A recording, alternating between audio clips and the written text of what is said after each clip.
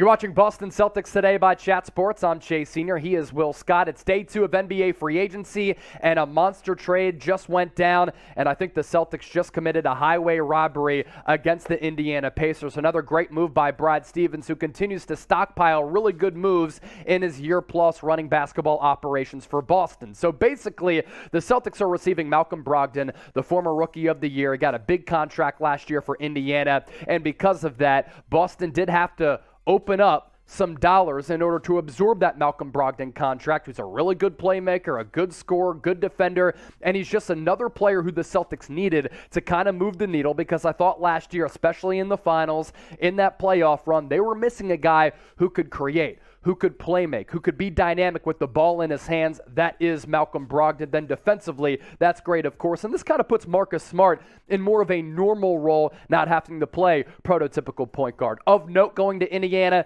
it's Daniel Theis, it's Aaron Nesmith, a 2023 first-round pick, and then a couple of guys, including Nik Stauskas, who they weren't getting any run at all. They weren't going to be in this rotation, and I doubt they'll be in the Pacers rotation. With that, going to throw it over to Will Scott, host of Boston Celtics Today, for his breakdown, his reaction to the trade. Well, you said it, Senior. This is highway robbery committed by Brad Stevens and the Boston Celtics. And the day after the C's lost in the NBA Finals, I put together my perfect offseason plan, a 5-step plan. My number one thing on that list was getting Malcolm Brogdon, and Brad Stevens just did that. And I thought that they were going to have to give up Marcus Smart. I thought they were going to have to give up multiple first-round picks. You're talking about a playmaking point guard that can score at a high level. He did that with the Pacers. You did not have to give up multiple first-round picks. You just gave up your first-round pick for next year, which will obviously be a pretty late first-round pick, and then you give up players that really at the back of the bench. Theis, Nesmith, who was a disappointing first-round pick, Stauskas, Fritts, and Morgan. Fritts and Morgan mainly played on the G League teams last year. So this is wild. I cannot believe this package that landed Brogdon, and Brogdon could very, very well be the missing piece for a Celtics championship team. You add the playmaking point guard that you really needed, that you could have used in the NBA Finals against the Warriors. This is an unbelievable deal, and the Celtics now have a big three, the two J's, and then Malcolm Brogdon. That is one heck of a trio in Beantown. And you're talking about the Celtics being championship contenders next year. So in giving up that 2023 first-round pick, it'll probably be in the 20s. If they win the NBA title, it could be pick number 30. So that adds further to the Celtics winning this trade. Do you think they want it? Do you not like it? Let us know in the comments section your one-word reaction to this trade. Now, we're reacting to this live right now, so a couple of additional reports coming in. There's one from Jake Fisher that will hit right now, another one from Adrian Wojnarowski. Jake Fisher of Bleacher Report with this: had heard that Indiana was interested in Grant Williams, as the Pacers have been connected to a lot of forwards. For Boston to land Malcolm Brogdon without sacrificing Williams is a big win for the Celtics. I agree with that. Grant Williams had one of the best games of his career in Game 7 against the Milwaukee Bucks. There's also this from Woj. The Celtics, as we know, by the way, wanted to land a true playmaking point guard, and they now acquire Malcolm Brogdon without costing themselves a core player. The Pacers land another first-round pick in the deal. But for Indiana, are they going to decide to rebuild? They do have a nice little young nucleus. Tyrese Halliburton, Chris Duarte. Do they now trade away Miles Turner? A couple of other solid young pieces on that team. They also had an early pick this past year. So with Rick Carlisle, they're trying to build this team up just a little bit.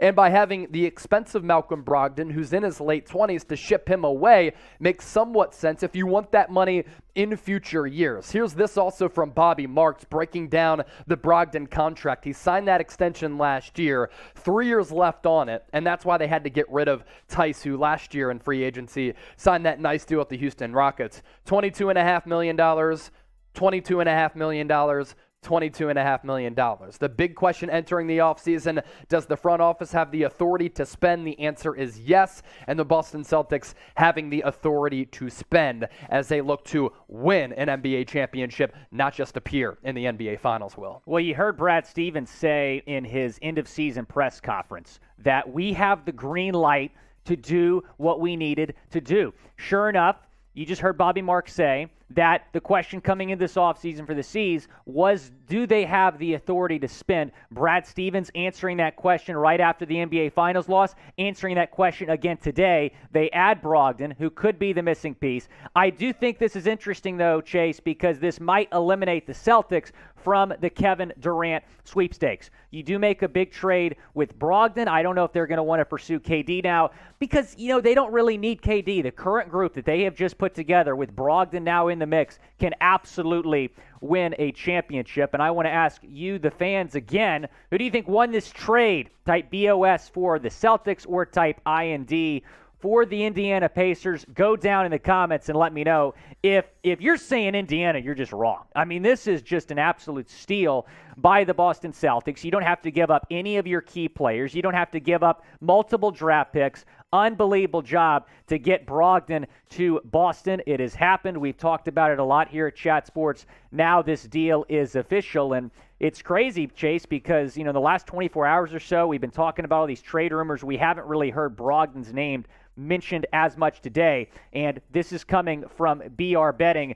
The Boston Celtics, plus 500, are the new favorites to win the NBA Finals next season. I just said this a few minutes ago, Chase, but I do think this means that the C's are now the favorites, ahead of Golden State, ahead of anybody else to win the NBA Finals next season. They were this close this past season, losing in 6 games after having a 2-1 lead against the Warriors. You add a missing piece in Malcolm Brogdon, a playmaking point guard, and then you still somehow keep Marcus Smart and Grant Williams. Unbelievable deal by the Celtics, only having to give up 1 first-round pick. And look, this is why you subscribe to the channel. Will Scott has brought Celtics Today back. He's been doing some awesome coverage over there. This trade was made official, honestly, just minutes ago, and we're reacting to it right away. I also think that the Celtics, it's youtube.com/Celtics TV, by the way, for those of you watching on our main Chat Sports YouTube channel, as we're live for day 2 of NBA free agency. For those of you rocking and rolling with us on Celtics Today, make sure you just hit that sub button down below.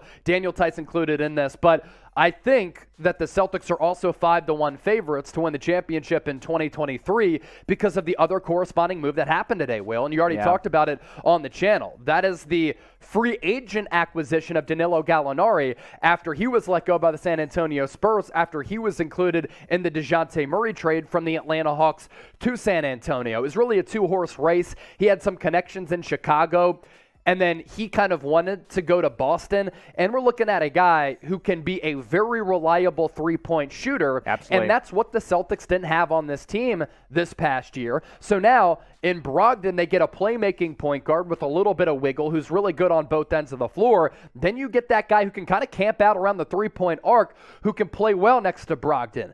Get some open opportunities. When playing with or without Jason Tatum as well as Jaylen Brown, I like the lineup versatility here. Now, he's not going to give you a lot defensively, but he is 6'10", but this is an international player who's never scared to let it fly. He's played in a bunch of big games internationally and at the NBA level. He can make it rain from 3. And I think the combination of Brogdon and Gallinari going to Boston, it makes them an early free agency winner so far.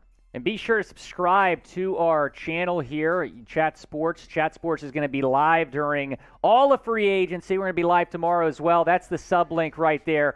YouTube.com/Chat Sports TV. Go down and subscribe to the channel because ESPN, I'm watching them right now. They're in commercial break. We're breaking down this trade live as it happens on Malcolm Brogdon. Just pee breaks from time to time. Exactly, occasionally going to the Celtics. Let's revisit these trade details. So the Celtics receive Malcolm Brogdon, their new star point guard, to go to really add to a really good core there in Boston, a young core that they're building with Brad Stevens and Ime Udoka. Pacers received Daniel Theis, Aaron Nesmith, Nik Stauskas, Malik Fritts, Juwan Morgan, all of whom were pretty much at the back of that Celtics bench, as well as a 2023 first-round pick is being shipped to Indiana. Now, grade my shirt. I was saving it for a special occasion. I was saving it for a big splash with one of the teams I cover here at Chat Sports, and I had to break it out for the Brodgon trade. So grade the shirt, A, B, C, D, or F. Lilo and Stitch just last week celebrated their 20th anniversary. 20 years ago last week. That's awesome. They launched on Disney Channel. It was my favorite show growing up. I was in the store last year. I saw this. It was a little bit expensive, but I had to buy it. It was overpriced, admittedly, at the Disney store. Had to drop the Brogdon bag on the shirt. Exactly. I had to drop the Brogdon bag on the shirt. What would you give the grade there? Oh, Senior? it's an A. Yeah, it's an A. I think I like yours it as reverts well. mine to about a B. But either way, get those votes in.